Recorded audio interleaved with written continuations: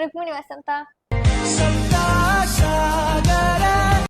ಮತ್ತೆ ಸಾನ್ವಿ.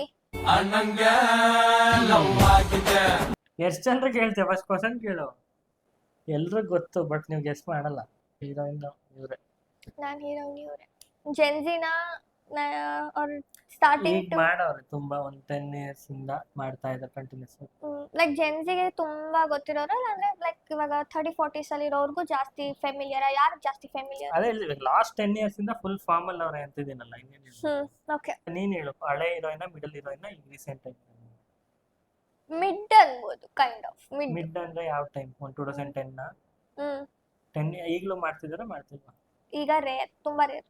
ಇವ್ರ ಏಜ್ ಒಂದು 25+ ಆರ್ 40 ಒಳಗಡೆ. 25+40 ಒಳಗಡೆ. ಓಕೆ. ಬೇರೆ ಲ್ಯಾಂಗ್ವೇಜ್ ಅಲ್ಲಿ ಮಾಡಿದಾರ ಬರೀ ಕನ್ನಡ ಮಾತ್ರ?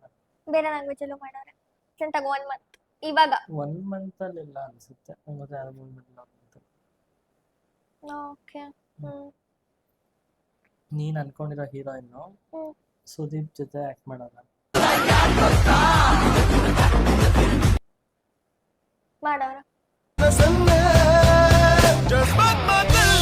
ಅಟ್ಲೀಸ್ಟ್ ಪ್ರಮೋಷನ್ಸ್ ಅಂದ್ರೆ ಲಾಸ್ಟ್ ಆಗಿ ಯಾವಾಗ ಮಾಡಿರ್ಬೋದು ಅವರು? ಅವ್ರದ್ದು ಒಟ್ಟಿನಲ್ಲಿ ಫೇಮಸ್ ಅಪ್ಪ. ನೀನು ಗೆಸ್ ಮಾಡಲ್ಲ. ಪ್ರಮೋಷನ್ಸ್ ಬಗ್ಗೆ ನನ್ಗೆ ಏನ್ ಗೊತ್ತು, ಮಾಡಿಲ್ಲ ಅನ್ಸುತ್ತೆ. ರೀಸೆಂಟ್ ಆಗಿ ಮೂವಿ ಬಂದಿಲ್ದಿರ ಇರ್ಬೋದು. ಅವರು ಡೆಬ್ಯೂ ಮೂವಿ ಸಾಕಿದ್ರು ನಾನು ಸರಿ ಹೇಳೇನು. ರಮ್ಯಾನ